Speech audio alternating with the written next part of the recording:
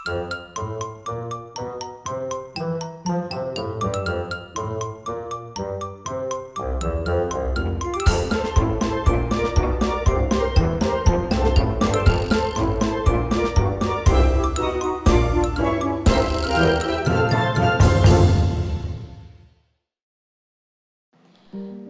గ్రంథాలయం మరియు అద్భుత లోకం.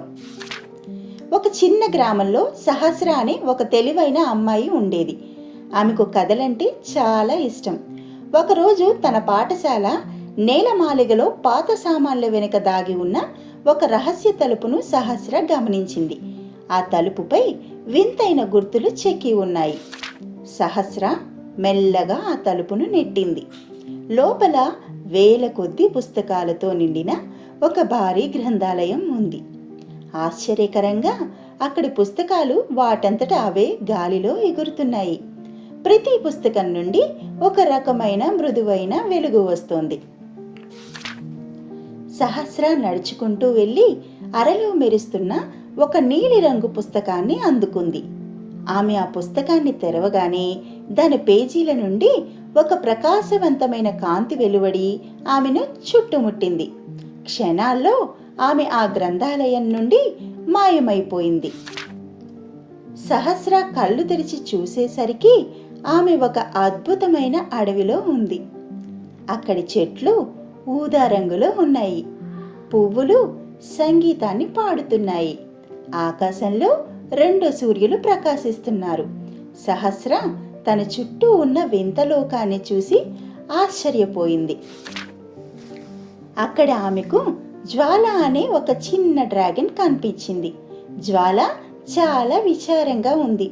నేను ఎగరటం మర్చిపోయాను అని అది ఏడుస్తూ చెప్పింది. సహస్రకు ఆ డ్రాగన్ని చూస్తే చాలా జాలి వేసింది. దానికి సహాయం చేయాలని ఆమె నిర్ణయించుకుంది. సహస్ర తన చేతిలో ఉన్న పుస్తకాన్ని తిరిగేసింది. అందులో డ్రాగన్లు ఎలా ఎగరాలో వివరించి బొమ్మలు ఉన్నాయి. చూడి జ్వాల, ఈ పుస్తకంలో రాసి ఉంది, నీ రెక్కలను ఇలా ఊపాలి అంటూ సహస్ర గట్టిగా చదవటం మొదలుపెట్టింది. సహస్ర చదువుతున్న కొద్దీ పుస్తకంలోని అక్షరాలు గాలిలోకి వచ్చి జ్వాల చుట్టూ తిరగసాగాయి. ఆ మాటల్లోని శక్తి వల్ల జ్వాలకు నెమ్మదిగా ధైర్యం వచ్చింది.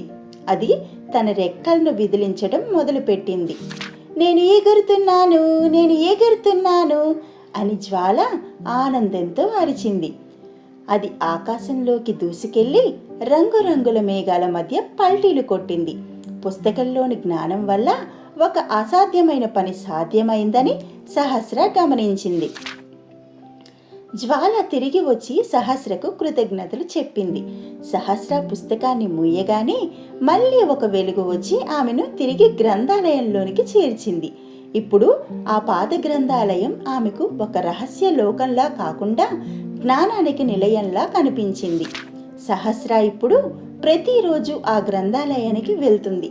పుస్తకాలు కేవలం కాగితాలు కావని, అవి మనల్ని కొత్త ప్రపంచాలకు తీసుకువెళ్లే వాహనాలని ఆమె తెలుసుకుంది.